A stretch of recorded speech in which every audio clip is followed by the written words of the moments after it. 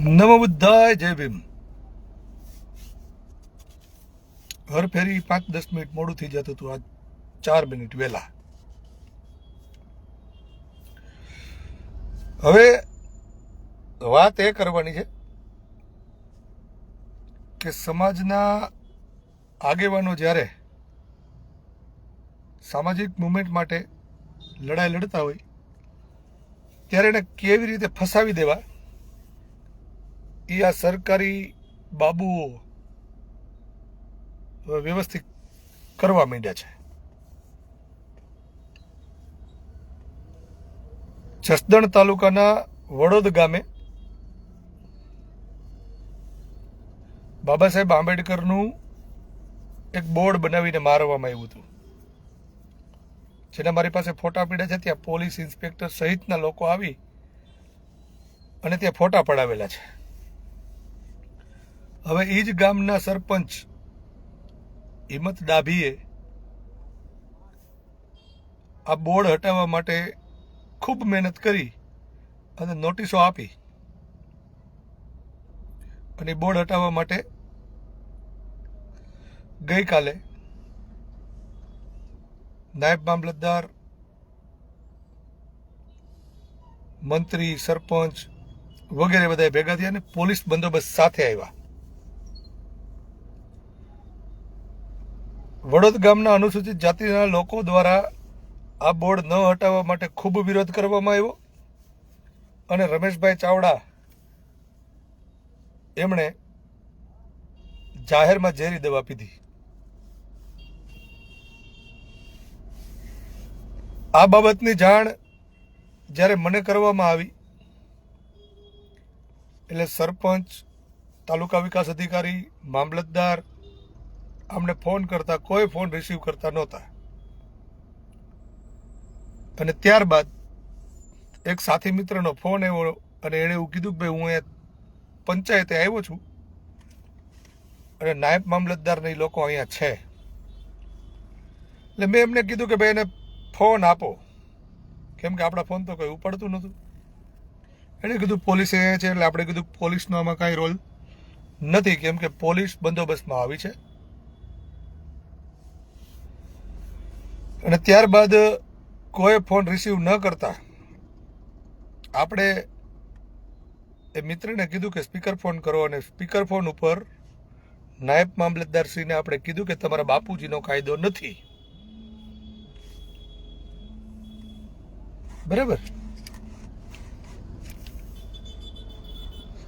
તમારા બાપુજીનો કાયદો નથી. તમે જે કરવા આવ્યા છો એમાં એક વ્યક્તિએ ઝેરી દવા પીધી છે અને બીજા લોકો પણ ત્યાં અત્યારે હેરાન થઈ રહ્યા છે, તો તમે વાત કરો. પણ એણે આપણી સાથે વાત ન કરી. ગામના સરપંચ એટલે નોકર, ગામના કામ એને કરવાના હોય, પણ એ અત્યારે બાપ બનીને બેઠો છે. એને કીધું કે તારા બાપનું ગામ નથી તો ફોન ઉપાડ, પણ એણે ફોન ન ઉપાડ્યા.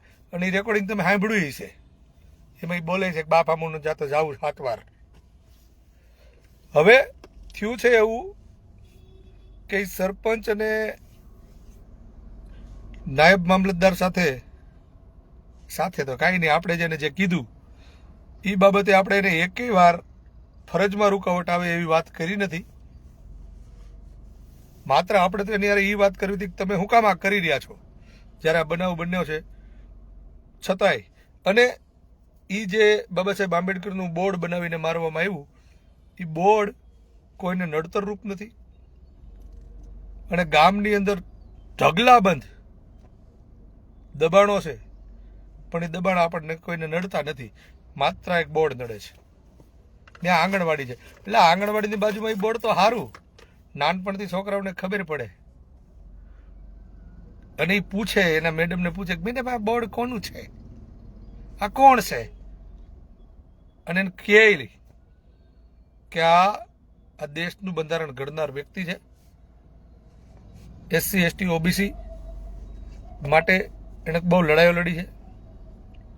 પણ નહીં, અત્યારે અમારે જ મોટું થવું છે અને બાબા સાહેબ આંબેડકરનો ઇતિહાસ અમે કેવી રીતે ભૂસી નાખીએ એની ઉપર પૂરેપૂરું ધ્યાન દેવું છે, બરાબર.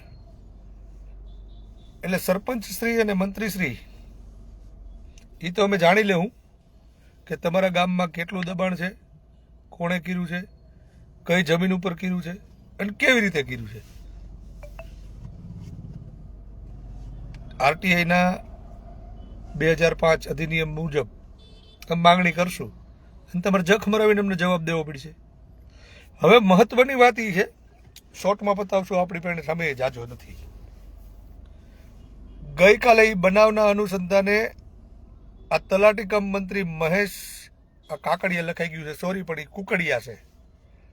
આ કુકડિયાએ અમારી ઉપર ફરિયાદ દાખલ કરાવી 4 જણા ઉપર, બરાબર.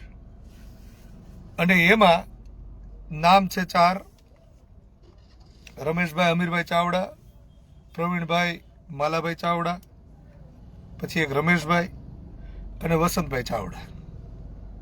આ રમેશભાઈ અમીરભાઈ ચાવડા ઈ કે જેણે દવા પીધી. હવે વસંતભાઈ ચાવડા,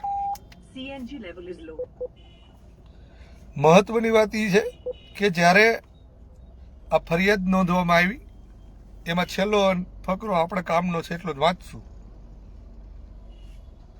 ફરિયાદમાં એવું કહેવામાં આવ્યું છે,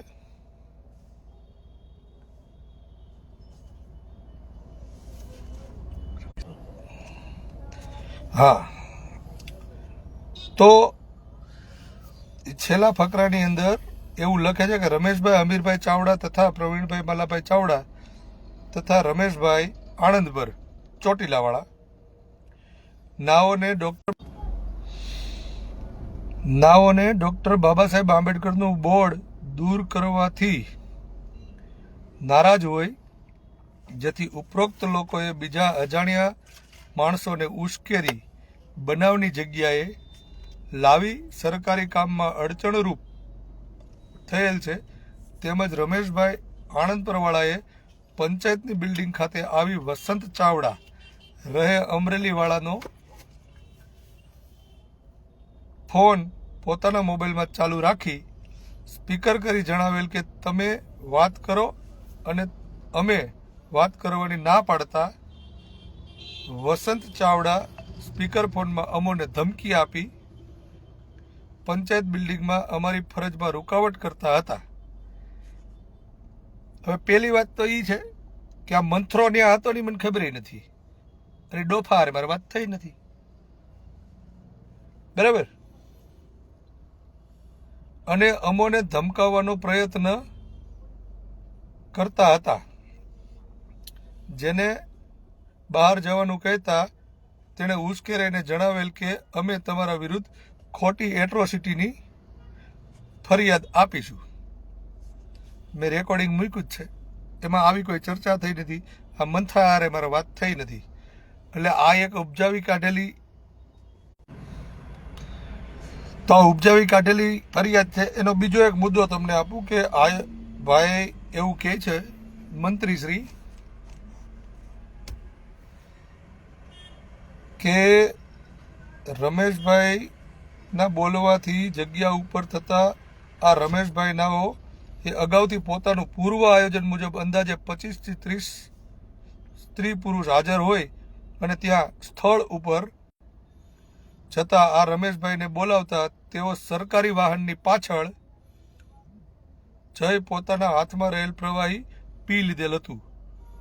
હવે અમારા સાથી મિત્ર જિજ્ઞેશભાઈ રાઠોડના ફેસબુક વોલ ઉપર એ વિડીયો છે. જગ જાહેર રમેશભાઈ ચાવડાએ બધેની વચમાં ઊભા રહી ખીચામાંથી બાટલી કાઢીને એ પ્રવાહી પીધું છે અને પરાણે ગાડીની પાછળ ગાલે છે, બરાબર.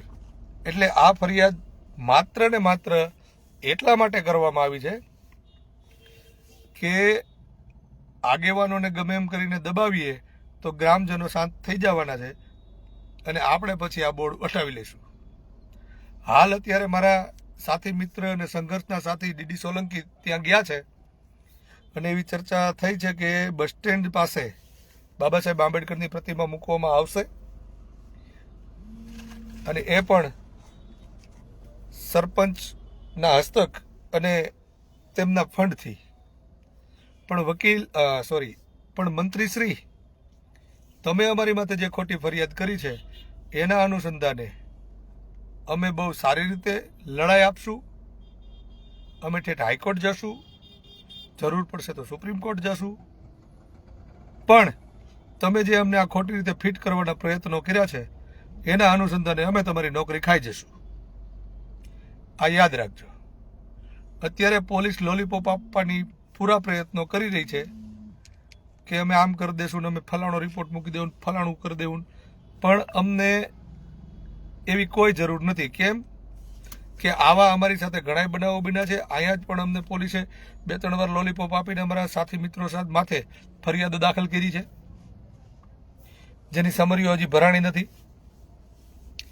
એટલે આ વસ્તુ જે થઈ છે એ બહુ ખોટી થઈ છે.